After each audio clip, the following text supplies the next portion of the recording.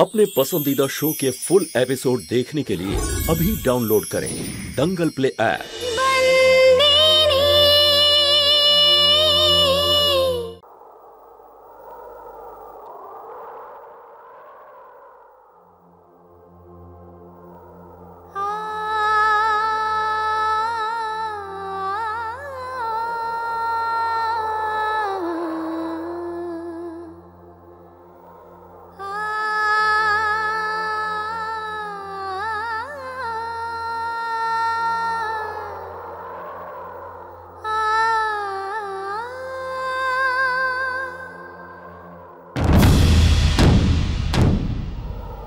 এই মেয়ে,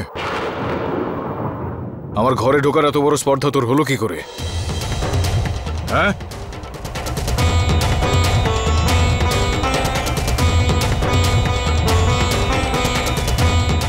তোর আচার আচরণ দেখে অনেকগুলো বিষয় আমার মনে এসেছিল। অনেকবার আমার এটা মনে হয়েছিল। 10 বছর ধরে আমি এই সংশয়টা নিয়ে বেঁচে রয়েছি যে তুই আমার ছেলেকে হয়তো কখনো হত্যা করতে পারিস না। হয়তো তুই ওই হত্যাকারীকে বাঁচানোর জন্য, তাকে লুকোনোর জন্য চেষ্টা করে যাচ্ছিস। 10 বছর ধরে আমি সংশয় নিয়ে বেঁচে আছি। যদি তোকে আমি জেল থেকে বার করি তাহলে আমার ছেলের প্রতি আমার অন্যায় করা হবে, আর যদি তোকে কারাগারে আমি থাকতে দিই তাহলে তোর প্রতি অন্যায় করা হবে। নিজের মানুষদের প্রতি যেন কোনো রকম অন্যায় না হয় সেই কারণে আমি সম্পর্কগুলো ত্যাগ করেছি। সুখ দুঃখ দেশ ক্লেশ সমস্ত রকম অনুভূতিগুলোকে ত্যাগ করেছি। নিজের জীবনকে আমি ত্যাগ করেছি। আর আজ তুই আমার এই ঘরের ভেতর ঢুকে নিজের অধিকারের কথা বলছিস? হ্যাঁ, একবার তুই আমার কাছে চাইলে আমি এমনিতেই তোকে সবকিছু দিয়ে দিতাম। সেই দিন যখন তুই এ বাড়িতে এসেছিলি না, 10টা বছর পর, তোর মুখ দেখে আমি আমার এই মৃত্যু দশা থেকে বেরিয়ে এসেছিলাম। আমি সেদিন ঠিক করেছিলাম যা কিছু আমার বিষয়বস্তু, যার উপর তোর অধিকার রয়েছে, সেই সব কিছু আমি তোকে দিয়ে দেবো। আর তার আগে তুই এই কাজটা করে ফেললি। আরে বল না আমায়, কেন তোর আর আমার সম্পর্কের কি এটাই প্রতিদান? বল না আমাকে। আজকে এই 8-10 বছর পর আমার প্রথমবার কোনো একটা বিষয় খুব রাগ হচ্ছে। কোনো একটা বিষয় নিয়ে আমি দুঃখ পেয়েছি আজ। কেন আসতে পারি না আমি বাড়িতে? আমি যা অন্যায় করেছি তার শাস্তি আমি ভোগ করেছি। 10 বছর জেলে কাটিয়েছি আমি। তাহলে তারপর কেন আসবো না আমি এই বাড়িতে? এই বাড়িতে আমার অধিকার আছে। কি অধিকার রয়েছে তোর বল?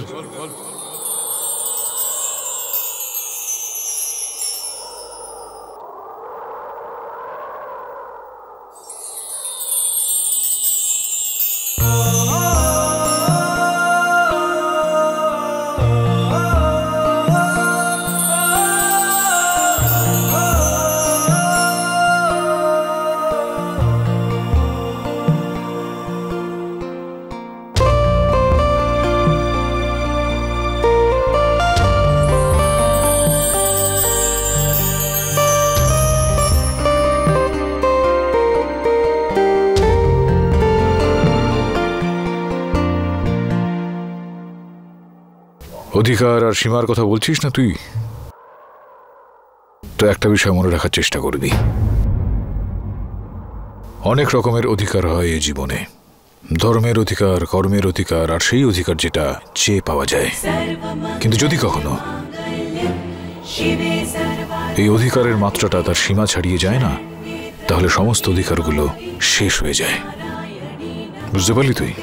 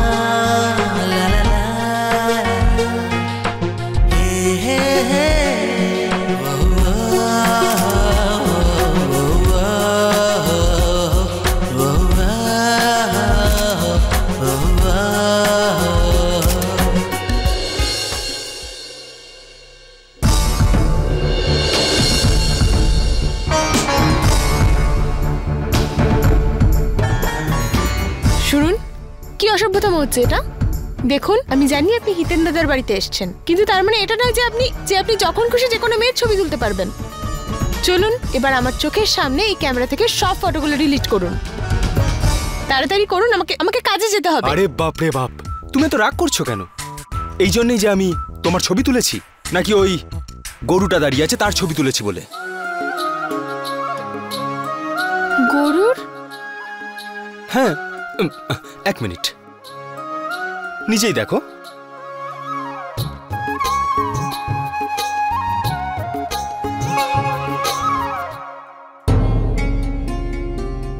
যাই হোক, এখন আব্বা তুমি এখান থেকে যাও, না হলে প্রত্যেকটা মুহূর্তের হিসেব রাখে যে সে আর 24 ঘন্টা নিজের কাজ করে চলে সেই বিভা ম্যাম তোমার উপরে রাগ করবে।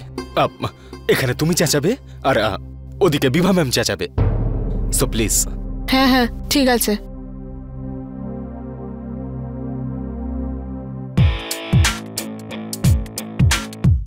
মনে হচ্ছে এই সব কটা স্যাম্পেল একই ফ্যাক্টরিতে তৈরি। যেমন রাজা তার তেমন প্রজা।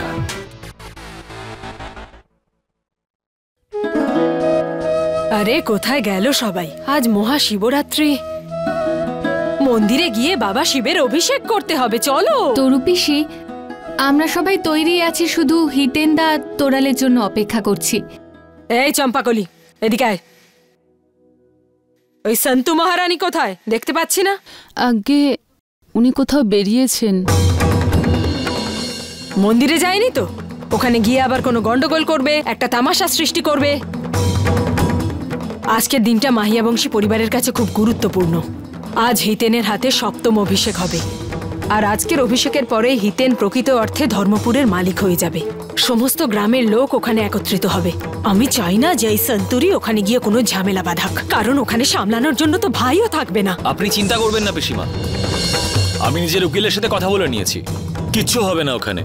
ভগবান করে ওই উকিল যেন একটা প্রকৃত সমাধান বের করতে পারে, না হলে ওই পাগল মেয়েটা তাণ্ডব বাড়িয়ে ছাড়বে। আরে চল না, দেরি হয়ে যাচ্ছে। আরে হ্যাঁ মা, কিন্তু হিতেন আর তোরাল কোথায়? আরে এত বড় উৎসবটা হিতেন দাদার, আমাকে তাহলে এত বড় ধুতি পরানো হচ্ছে কেন? আমি কি করব ধুতি পরে? সূর্য, হিতেন চায় যে ওখানে সবার সাথে তোমার আলাপ হোক, কারণ হিতেনের পরে ওই গদিতে তোমাকেই তো বসতে হবে।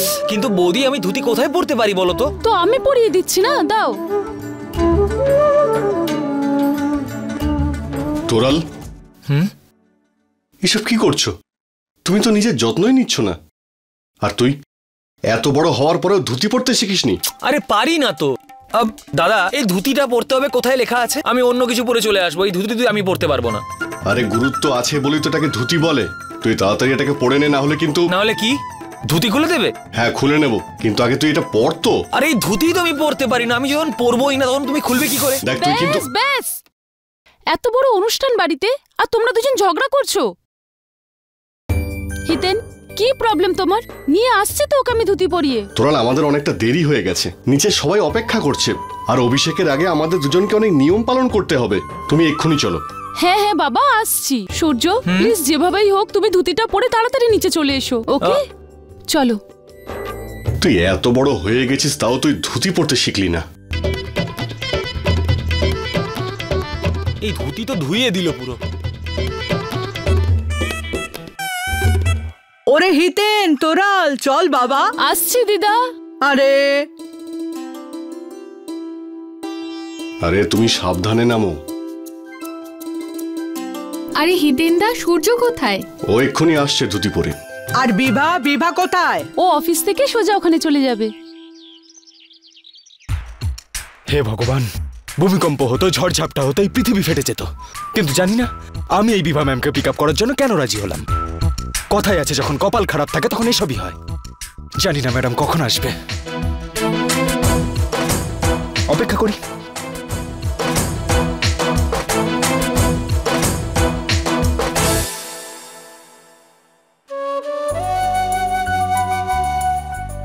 আপনি? তুমি? ভালোই হয়েছে আপনার সাথে দেখা হয়েছে। আমার যা বলার ছিল আমি বলেও দেব। I am sorry. সরি কেন? আসলে আজ সকালে কি? আমি ভুল করেছিলাম না, কিছু না বুঝেই শুধু আপনাকে কি না বলে ফেললাম।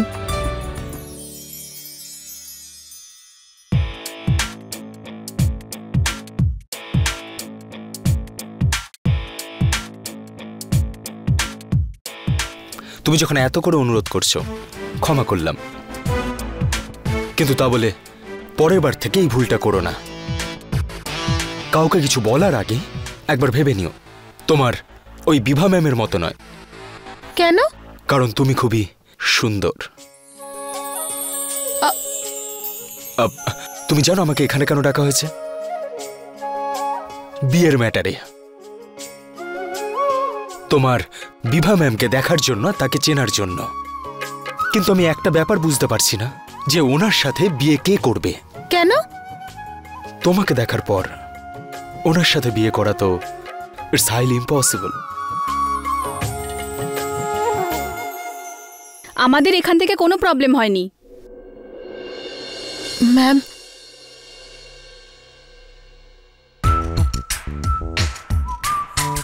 যদি এ বিবাহ হতো। দেখুন মিস্টার সোলাঙ্কি, এটা কি করে সম্ভব? Bibha ma'am, it's not possible. What is it? পরে কথা বলছি। তোরাল বৌদি বলেছে আপনাকে একটু হেল্প করে দিতে। না মানে শাড়ি পরার সময় আপনাকে হেল্প করতে। আপনি যাবেন তো? তাই। কোথায়? পুজোতে যাবেন তো আপনি? ও গড, এতগুলো কাজের মধ্যে পুজোতে যাওয়ার এই শাড়ি পরা আমার দ্বারা হবে না। জড়াতে গেলেন না, মানে শাড়ি পরার ক্ষেত্রে আমি হেল্প করে দিচ্ছি আপনাকে। দেখো, এটা অনেক গুরুত্বপূর্ণ ফোন, আমার 15 মিনিট লাগবে। এই সময়ের মধ্যে যদি তুমি আমাকে শাড়ি পরাতে পারো তাহলে ঠিক আছে, তা না হলে ফরগেট ইট। সময় নেই আমার কাছে। ঠিক আছে, আমি 15 মিনিটে আপনাকে শাড়ি পরিয়ে দিচ্ছি। Good, your time start now. Yes mister Solanki, আমরা এখন কথা বলতে পারি। It's okay.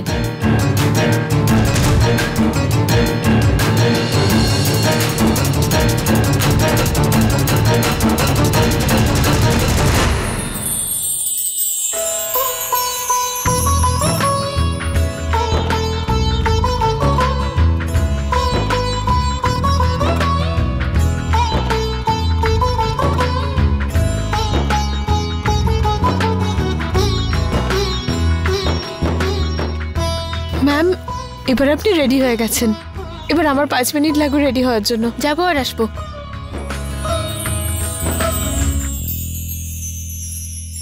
জানি না কতক্ষণে আসবে।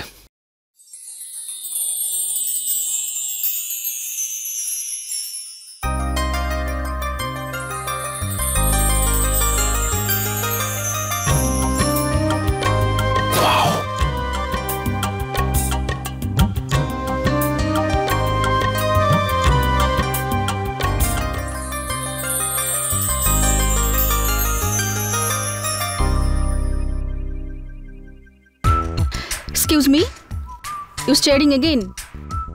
কি কি দেখছো? একটু ভালো করে দেখতে তো দাও। মুভ।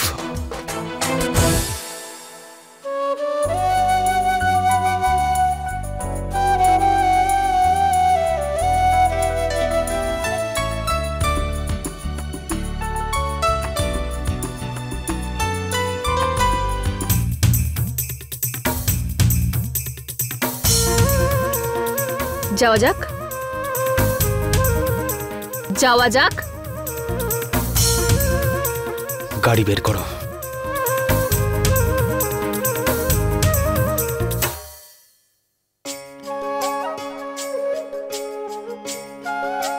সরি, অনেক দেরি করে ফেললাম। দেরি? সঠিক সময় তো এখন শুরু হলো। যাওয়া যাক। সূর্য, এবার চল, কতক্ষণ ধরে অপেক্ষা করছি। তোমরা যাও, অপেক্ষা করতে হবে না, আমি একাই চলে আসবো।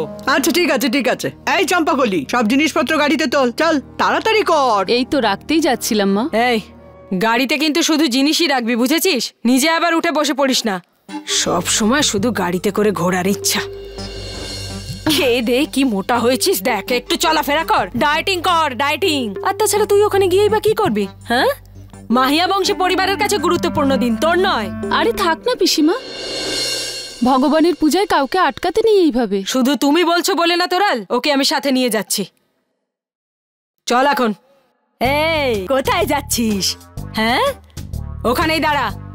আগে আমাদের যেতে দে। 5 মিনিট দাঁড়াবি, তারপর বেরোবি, বুঝেছিস? লোকের যেন এটা মনে না হয় যে আমাদের সাথেই গেছিস। বুদ্ধিশুদ্ধি থাকলে তো বুঝবে। ভালোই হয়েছে। কে চায় আপনার সাথে আসতে? আমি আমার লোকেদের দেখাতে চাই না যে আমি কোন ভয়ঙ্কর মহিলার কাছে কাজ করি। এই যে তুই নিজের মনে গুজগুজ করিস না, তুই কি ভাবিস আমি কানে কালা? হ্যাঁ, সব শুনতে পাই, আমার কান খুব পরিষ্কার, বুঝেছিস? চলো চলো। 1 মিনিট, খেমি কোথায়? এখানে।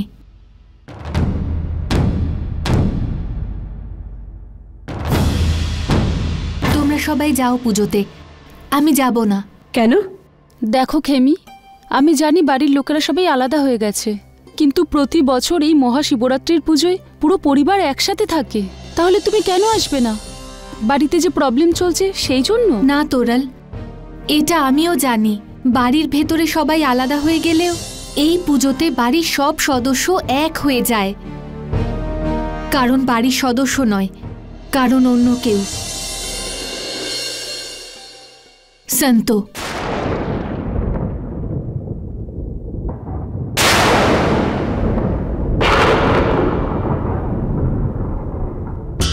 জানি না ওর মনে কি ষড়যন্ত্র চলছে। ওকে নজরে রাখার জন্য বাড়িতে অন্তত একজনের তো থাকা উচিত। দেখো, আজ পুজোর দিন, গ্রামের সবাই ওখানে থাকবে। আমি বাড়িতেই থেকে যাচ্ছি, যাতে ও কোনো গন্ডগোল করতে না পারে। খেমি, আমার মনে হয় না সন্তু কোনো কিছু খারাপ করতে পারে। তুমি এই পরিবারের একজন বিশেষ সদস্য। আমি জানি যে আমরা রোজ কথা বলি না, বাড়িতে একটাই রান্নাঘর, কিন্তু দুদিকে রান্না হয়। কিন্তু আজকে হিতেনের জন্য অনেক বড় একটা দিন। যদি তুমি না আসো, তাহলে এই প্রথমবার এই পুজোতে আমাদের পরিবার অসম্পূর্ণ থেকে যাবে। চলো না আমাদের সাথে। ঠিক আছে।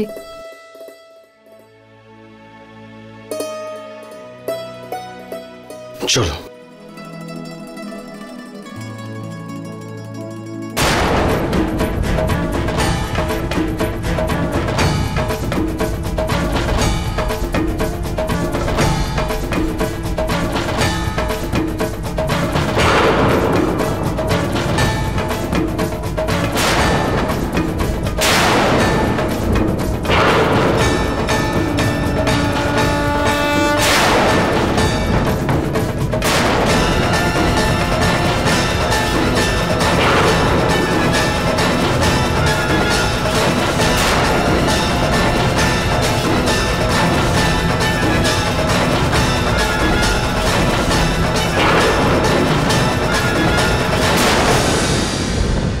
আপনার পাওয়ার অফ অ্যাটর্নির জেরক্স কপি দরকার ছিল না? এই যে, পড়ে নিন।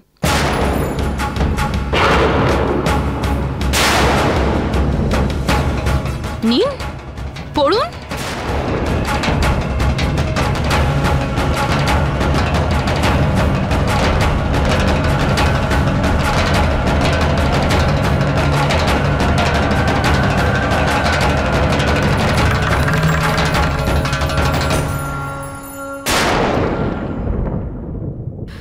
এই নাও সন্দীপ। এমনিতেও আজ আমাদের উকিলের সাথে দেখা হচ্ছেই, এই কাগজটা কাজে লাগবে।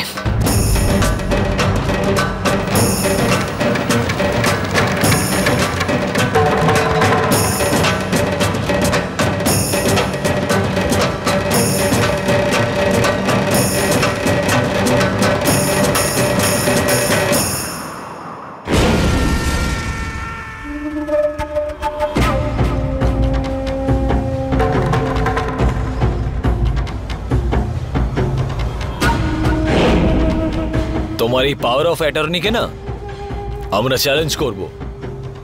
আমাদের উকিল আসছেন যে এটা প্রুফ করে দেবে যে তোমার এই বাড়ির ওপর কোনো অধিকার নেই।